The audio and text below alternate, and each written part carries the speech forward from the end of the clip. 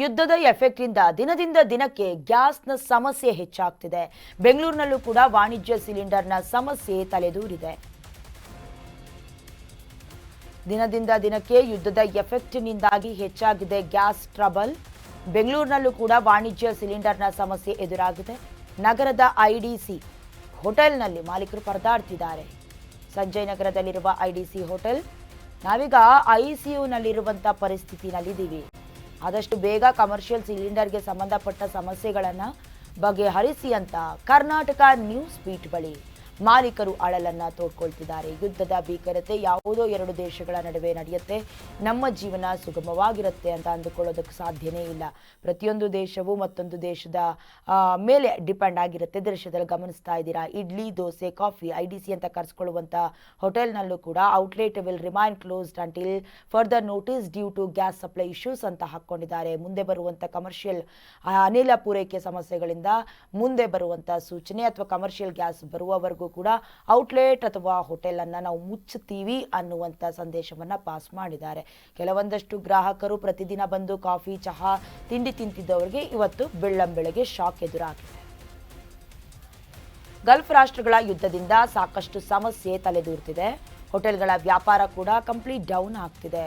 ಸೌದೆ ಒಲೆ ಮೇಲೆ ಅವಲಂಬಿತರಾಗ್ತಾ ಇದ್ದೀವಿ. ನಾಳೆವರೆಗೂ ಗ್ಯಾಸ್ ಸ್ಟಾಕ್ ಇದೆ, ಅದಾದ್ಮೇಲೆ ಕಷ್ಟ ಅಂತಿದ್ದಾರೆ.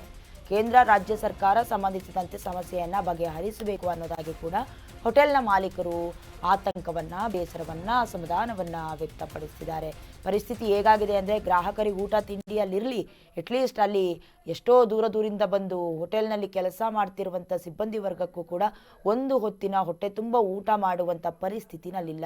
ಅಟ್ಲೀಸ್ಟ್ ದಿನಕ್ಕೆ ಇಡ್ಲಿ, ದೋಸೆ, ಚಪಾತಿಯನ್ನು ತಿಂತಿದ್ದವರು ಕಂಪ್ಲೀಟ್ ಆಗಿ ಒಂದು ಹೊತ್ತಿಗೆ ಏನು ಪಲಾವೋ ಅಥವಾ ಏನು ಅನ್ನ ಸಾಂಬಾರು ತಿನ್ನುವಂಥ ಪರಿಸ್ಥಿತಿ. ಅದರಲ್ಲೂ ಕೂಡ ಕಮರ್ಷಿಯಲ್ ಗ್ಯಾಸ್ ಮತ್ತೆ ಬರಲಿಲ್ಲ ಅಂದರೆ ಇನ್ನಷ್ಟು ಸಮಸ್ಯೆ ಎದುರಾಗುವ ಪರಿಸ್ಥಿತಿ ಇದೆ.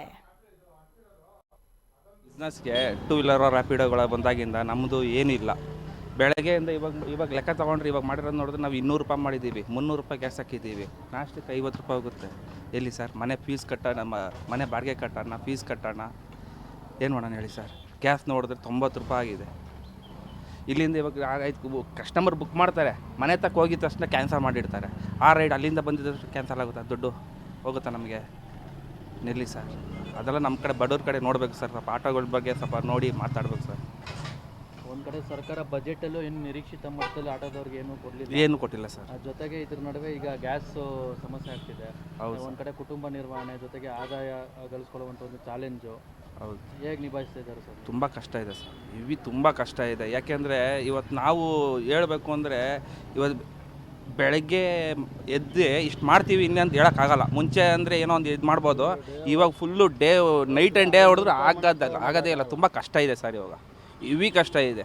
ನಾವು ಬೆಳಗ್ಗೆ 5 ಗಂಟೆಯಿಂದ ಬಂದಿರೋದು, ಬೆಳಗ್ಗೆ 5 ಗಂಟೆಗೆ ಬಂದಿರೋದು, ಬರೀ 200 ನೋಡಿ ಎಷ್ಟು ಮಾಡಿದ್ದೀವಿ ನೋಡಿ, 6 ಗಂಟೆವರೆಗೂ ಬರೀ 196 ರೂಪಾಯಿ ಮಾಡಿದ್ದೀವಿ. ಗ್ಯಾಸ್ ಎಷ್ಟಾಗ್ತಿದೆ? ಗ್ಯಾಸ್ 300 ರೂಪಾಯಿ ಹಾಕ್ಸಿದ್ದೀವಿ. ಏನು ಮಾಡೋಕ್ಕಾಗ್ತಾಯಿಲ್ಲ ಸರ್. ನೋಡಿ ಇವಾಗ ಬಂದರೂ ಒಂದು ಡ್ಯೂಟಿನೂ ಬೀಳ್ತಾ ಇಲ್ಲ. ಎಲ್ಲ ಟೂ ವೀಲರ್ ರ್ಯಾಪಿಡೋ ಅಂತ ಹೋಗ್ತಾ ಇದ್ದಾರೆ. ನಾವೆಲ್ಲಿ ಹೋಗಬೇಕು? ನಾವು ಹೆಣ್ರು ಮಕ್ಕಳು ಬೀದಿಗೆ ಬಿಡಬೇಕಾ?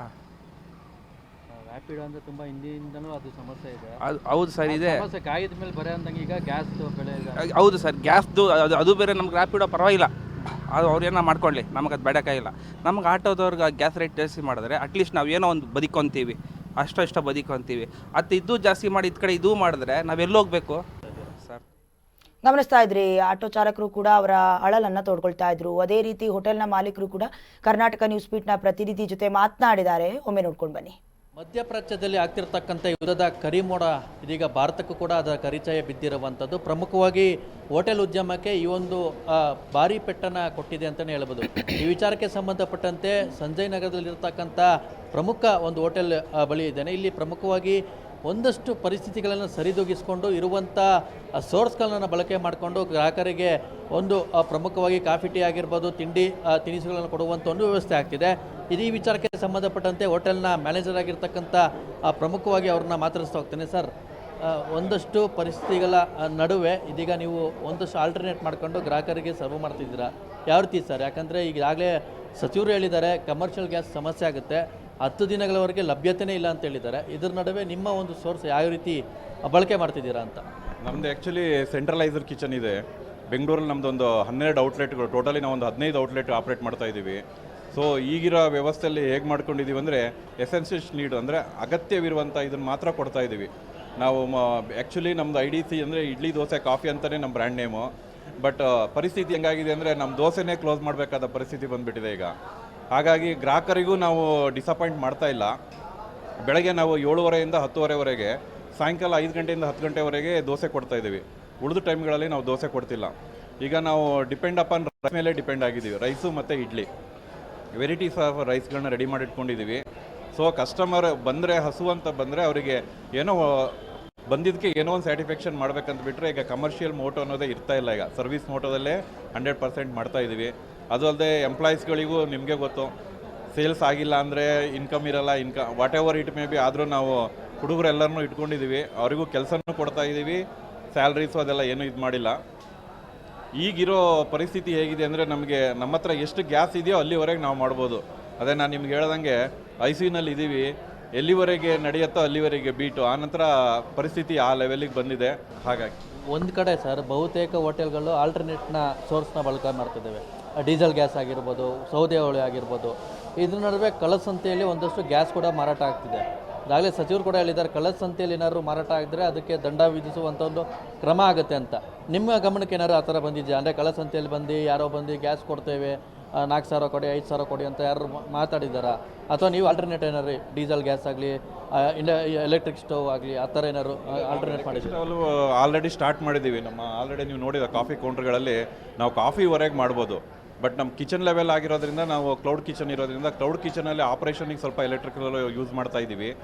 ಬಟ್ ಕಾಳಸಂತೆ ಅದೆಲ್ಲ ಸಹಜವಾಗಿ ನೆಗೆಟಿವ್ ಪಾಸಿಟಿವ್ ಸೊಸೈಟಿಯಲ್ಲಿ ನಡೆಯುತ್ತೆ. ಇದು ಅನ್ಎಕ್ಸ್ಪೆಕ್ಟೆಡ್ ಆಗಿರೋದ್ರಿಂದ ಅದೇನೋ ಡೆಸ್ಟಿನಿ ಅಂತ ಅನ್ಕೋಬೇಕು ಬಿಟ್ಟರೆ ನಾವು ನಮ್ಮ ಹತ್ರ ಏನೂ ಕೈಯಲ್ಲೆಲ್ಲ ಇದ್ದರೂ ಏನೂ ಮಾಡ್ಕೊಳಕ್ಕಾಗಿಲ್ಲ. ಸೊ ಹಾಗಾಗಿ ಇರೋಷ್ಟು ದಿನ ನಡ್ಸ್ಕೊಂಡು ಹೋಗ್ತಾ ಇದ್ದೀವಿ ಬಿಟ್ಟರೆ ಸರ್ ಇದ್ರಲ್ಲಿ ನಾವು ಯಾರನ್ನೂ ದೂರಕ್ಕಾಗಲ್ಲ. ನೆಗೆಟಿವ್ಸ್ ಇಂಥ ಟೈಮಲ್ಲೂ ಮಾಡ್ತಾ ಇದ್ದಾರೆ ಅಂದರೆ ಅವ್ರು ಯಾವತ್ತೂ ಅವ್ರ ನೆಗೆಟಿವ್ ಥಾಟ್ಸೇ ಅವ್ರದ್ದು.